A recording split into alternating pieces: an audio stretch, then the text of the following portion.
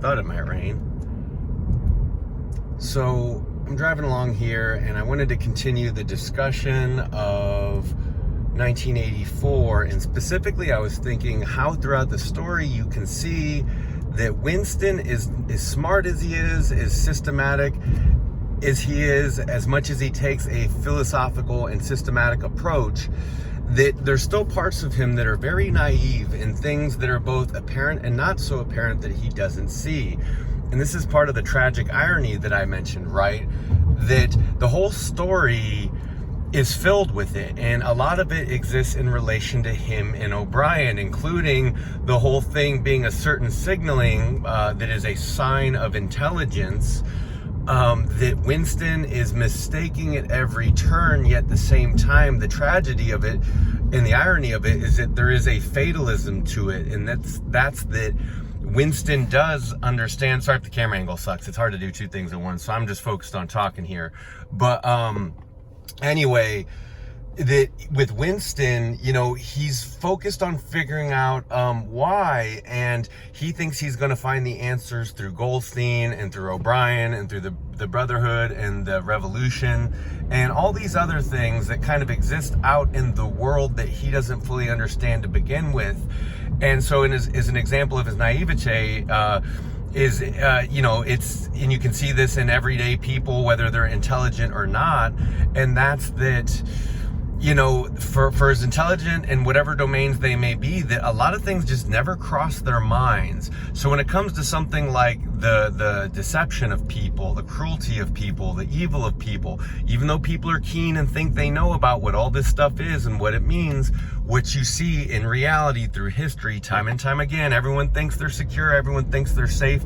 Nope, here comes the end to your delusion. Here comes an end to your dream. No, it turns out, you know, that seeking safety and security actually makes you weak. And then, you know, and this is what Big Brother figures out, right? This is kind of the horror of it, is that it is totalitarian, that Winston is insane in the sense that the reality screams in his face every day, in the 2 minutes hate, in the dingy world around him, in the lies, in the fact that he partakes of the lies, that his hands are forced. So what you have, it's not that it's a repressed society. To the contrary, what it is it's a channeled society, meaning everything is prefabricated. Only certain things are allowed, both with thinking and feeling, and the idea that there is no individual, just a party. The party's immortal. The party is an insecure God that can't stand any contradiction, because any contradiction is weakness, and any weakness is an admittance that things aren't perfect, therefore they might need to change, maybe because you don't know best, maybe because someone else doesn't know best, maybe because of a million other things that you do or don't see. But that's always the question. What are you seeing or not seeing? And what you see with Winston is there's a lot he doesn't see. So one day, for instance, he's sleeping with Julia, and they're talking about the party and the, you know, just the war.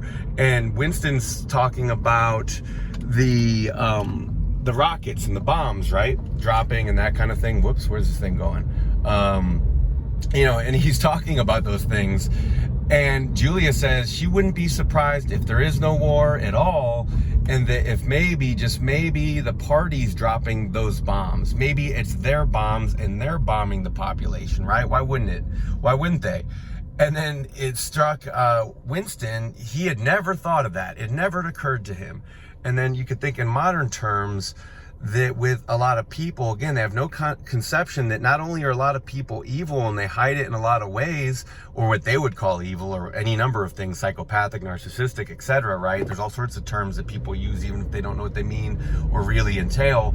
But not only are they like that, but they're happy to be cruel. They're happy to be mean. A lot of people who aren't even necessarily evil are just petty. They're happy to be petty. They're happy to be stupid. They're happy to be mean. They're happy to be violent. They're happy to be any number of things. Oops, I meant to keep going straight there. That's fine. Let's park here for a second. Anyway, so what I'm saying is I've alluded to the tragic irony, but we're not there yet. What we're seeing and what we're painting a picture of is how not just, so if Winston is a very intelligent and philosophically minded and systematic person, and he specializes in language, and he's missing a lot, then what does the average party member or the average pro or the average person not understand, right? It gets real serious because these are the things that dominate their lives, right?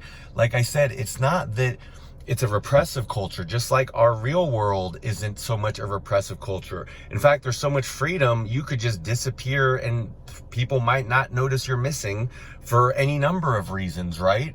So, it's a big, wide world, and there is a loose tyranny afoot. There are strict rules. Some are stated, some aren't. Some are what you would call political or social or reputational suicide. Others are professional suicide, and then that no matter what you do, someone can always come for you. And this is what the world of 1984 runs on. Again, Big Brother is an insecure tyrant, so he needs everyone to love him and everyone to believe in him, which is why there is no divergence from party lines. And Winston can't understand why, right? He doesn't get that it's channeling what's there. It's not, technically they're not doing anything wrong, which is why it works so well, actually, right? What you can see is Big Brother's system is actually working. Big Brother, what makes it a dystopia is that Big Brother already won. Winston's basically living in human ruins, right? It's like an extinction event. Think of it like this. It's an extinction event for humanity, and humanity's the walking dead, and they don't even realize it yet. Or it's like those sheep in their cattle, or cattle in their pens. They're not sitting in there necessarily thinking, oh, we're about to be marched to the slaughterhouse. But there they are, sounds come out of their larynx, but they don't understand what it means. So they'll sit there and applaud for as a friend of mine said, they will applaud for their own demise. I don't mean the demise of ideology. I don't mean the demise of idealism. I don't mean the demise of democracy or even civilization. I mean the demise of the species. I mean regressing, or maybe reverting back to a sort of like what Big Brother to me kind of represents is like humanity at the bridge of Neanderthal and Homo sapien, because maybe it is kind of Men in Black, right? The individual human is smart, but together they maybe have the collective intelligence of Neanderthal. So it seems to me that collective humanity wants to freeze time at about the time we became Neanderthals, right? Like that we could clump up in large numbers, and large numbers came to mean power and meaning and significance and nothing else. Therefore, Big Brother became God because he was all encompassing and the individual ceased to exist.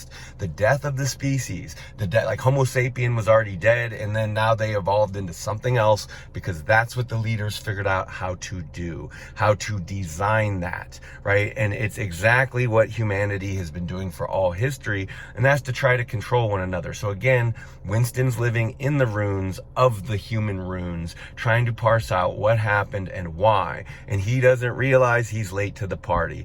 Anyway, I hope you're not late to the party. Hope you don't mind the smell. And thank you for your time and your attention. By all means, if you have any comments, questions, concerns on the literature, on the subject matter, please leave them. I might address them if I have time, and I'll get back to you later with more content.